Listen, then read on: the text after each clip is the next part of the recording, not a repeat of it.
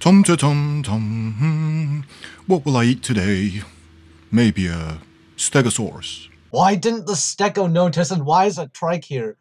Completely different time periods, bro. Shh, shh, shh. Quiet, quiet. Shh. You ain't gonna eat shit. And also there's an Iguanodon, which lived in a completely different time period than the Triceratops and Stego. I'm not sure what the predator was, but I bet that it could be a super inaccurate Allosaurus.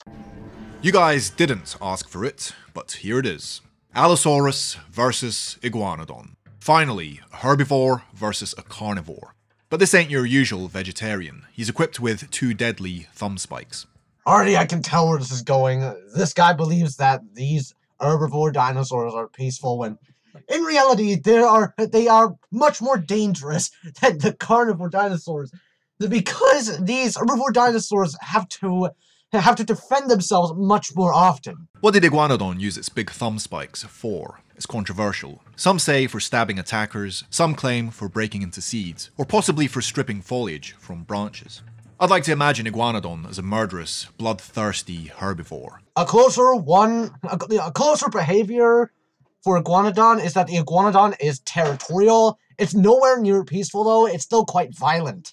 But hey, I'm biased. Dude, paleontology, you're not supposed to be biased. Base your opinions on facts, you donut. Anyway, Iguanodon lived 160 to 90 million years ago. Bullshit! Iguanodon didn't live for 70 million years. Allosaurus lived 150 million years ago during the late Jurassic period. Didn't it also live from 155 to 145 million years ago? The name Allosaurus means different lizard. He's just different, guys. I mean, it does look quite unique for a theropod, say Saurophagonax, but hey, Allosaurus was discovered first. But who would win in a fight? Iguanodon. It's just too massive for Allosaurus to handle, and the fact that Iguanodon can use its entire body as a weapon, not just its claw thumb. It is a hadrosaur form, so it's not quite a hadrosaur, but it's quite close. And you know how notoriously dangerous those hadrosaurs are? The fact that they are super quick and they can use their entire body as weapons. They could crush, bite. There's so many things that hadrosaurs can do. Like, the reason why hadrosaurs were able to exist is because that they defended themselves against predators of their environment. I imagine Iguanodon didn't live for 4 million years because of only eating plants and stuff. I imagine Iguanodon lived for 4 million years because the Iguanodon was able to defend itself. Well, let's find out. First, some stats. Allosaurus. Height, 3 meters. I think it's a bit taller than that. Length, 10 to 12 meters. That range is suitable for Saurophagonax, not Allosaurus. Allosaurus averaged at around 8.5 meters in length, with the largest specimens only 9.7 meters. Still not 10 like you said. Weight, 2 tons. Around 1.7 metric tons. Allosaurus, AMNH 680 at 2.3 to 2.7 metric tons. But it could still be 1.4 tons. Either way, your estimate is wrong.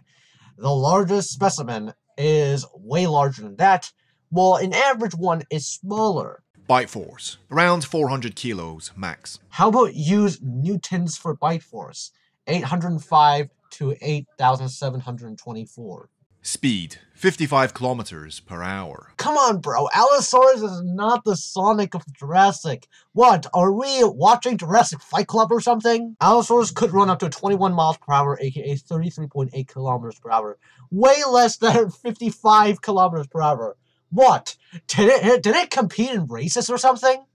Diet, large sauropods and herbivores, like Iguanodon. They lived in completely different time periods, you idiot. And you also showed Stegosaurus. Why did you say Iguanodon? Stegosaurus. You're correct, but why did you say Iguanodon, you... Allosaurus possessed a very weak jaw. So weak, in fact, that a modern crocodile has a stronger bite force. But Allosaurus was a flesh grazer, which means it could take bites of flesh out of living sauropods, so it wouldn't need to expend effort to kill the prey outright. Allosaurus had functional arms with 8-inch claws. 5.5 inches, 9 inches, and 6 inches. May have used an attack like that of modern big cats, grasping the prey with the forelimbs and then making multiple bites on the throat to crush the trachea. I mean, it could, but please don't make it pronate its wrists all the time. Okay, now onto the stats of Iguanodon. Height, 3.2 meters. Length, 10 to 13 meters. Like, as much as I believe herbivores are OP, goddamn, this is a great exaggeration. Iguanodon was just 9 to 11 meters in length. Weight, 5 tons. Now, 4.5 metric tons, 5 short tons. Bite force, no idea. Had a beak. Speed, 24 kilometers per hour. Diet, plants. Now, think of herbivores as a scale, okay? Like, how carnivorous they are, how herbivorous they are.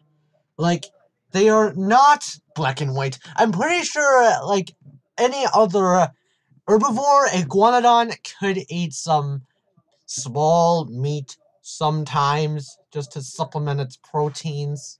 Now onto the weapons of Iguanodon. Well, a sharp beak and hand spikes. But why should Iguanodon have a hand spike? The most popular idea is that the dinosaur used the appendage for defense. An illustration by John Sibbick in the book of Dinosaurs shows an Iguanodon stabbing its spike into the neck of an attacking Allosaurid. The restoration looks more than a little ridiculous. I mean, an Iguanodon would have to defend itself. In order to get within poking range, the defending Iguanodon would have to place itself right in front of its assailant, perfectly within the range of the slicing dental cutlery of the carnivore. Such maneuvers would require the attacker to hold still while being prodded. Also, you forgot to list the fact that the Iguanodon could use its entire body as a weapon. It's just so massive. Massive compared to Allosaurus. It can use its entire body to trample the Allosaurus to death. One popular audience book suggested that the spike might house a venom gland. That's just completely ridiculous. I don't even know where they got that theory from. But there's no evidence for this. The Iguanodon would still have to get within biting range of the attacking theropod to use the weapon. Dude, the Iguanodon doesn't have to get through bite range just to kill an Allosaur. Couldn't it just ram the Allosaurus as well? Now onto the advantages of Allosaurus in this battle. Well, he's a carnivore. He uses a slashing axe bite to tear off flesh. The axe theory is disproven now. No, oh my god. I'm being conquered by stupidity right now. He possessed functional arms. Ow. It likely didn't use those. Maybe it did, but it would have been a very niche scenario.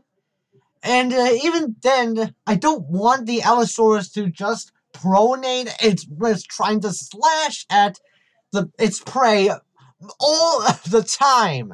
But so does Iguanodon. He was much faster. Yes, but Iguanodon can run longer strides. He was much more intelligent. Okay, now to the disadvantages of Allosaurus. Well, he's much lighter in weight. Hence why the Allosaurus is smaller. Allo could get pushed around by Iguanodon. He didn't possess any deadly weapons on his hands. So about that, I'm pretty mixed on it. Like, the Allosaurus is... Okay, so I think the Allosaurus' claws are not as lethal as the Iguanodons, but they were still quite functional. Now onto the advantages of Iguanodon. Well, he was much heavier and could crush Allosaurus under his body weight. He possessed a killer thumb. 2, actually. Now onto the disadvantages of Iguanodon. Well, he was slow, he was dumb, and he couldn't bite much. How about grappling on the Allosaurus? Man, these ornithopods, they'll bite their predators for defense. Okay, let's fight. The munchy Allosaurus spots an Iguanodon in the distance. He tries to approach quietly from behind, but suddenly the Iguanodon swings around and spikes Allo in the face. Now, wouldn't the Iguanodon just get provoked right away? I'm pretty sure the Iguanodon would notice the Allosaurus slowly stepping in. It must be a super noisy forest then, in order for the Iguanodon to not notice. Yeah, this scenario is highly unlikely, but let's make it fun, goddammit. Allosaurus is bleeding, but manages to tear a chunk of Iguana's hide. And again, and again. Iguana is weakened and becomes much slower. Ha ha ha! No. A more likely one would be the Iguanodon trying to maneuver around, like trying to turn around its body or something. Maybe try and run away from the Allosaurus and then just kick the Allosaurus away. Or better, how about the Iguanodon just crushes the Allosaurus under its own weight? You get the gist, right? Herbivores are going to be much more dangerous than carnivores in this situation. And lethargic. He swings at Allo, but misses. Allosaurus goes in one last time. It's the end for Iguanodon. Verdict. Those fancy thumb spikes may look intimidating, but in reality, you probably use them to open coconuts or some shit. 80% goes to Allosaurus. No, the Iguanodon would win 75% of the time just because it's too massive. An Allosaurus wouldn't want to hunt an Iguanodon, something much larger than it. You donut. 20%, he gets stabbed in the face. Most of the time, if the Iguanodon wins, it would just mostly crush the Allosaurus, trampling the Allosaurus. like its claws, it could just kill the Allosaurus, like blind it or something, or even outright just smash into its brain. But I'm pretty sure that most of the time, Iguanodon would just simply crush the Allosaurus. That's all. So, do you guys want to see more herbivore battles? I mean, they're pretty dumb. Anyway, please let me know in the comments below. And that's the end. Oh my god. How many more videos do I have to review? Jeez. Okay. It's finally over. Okay, so this video is really bad for what it is. I used to watch them religiously, but after I realized how bad these videos are, I just stopped watching them, and man, I now have to revisit those and have to deal with all of these inaccurate stuff that I used to believe in. Anyway, thank you guys for watching. Hope you enjoyed. See you all next time.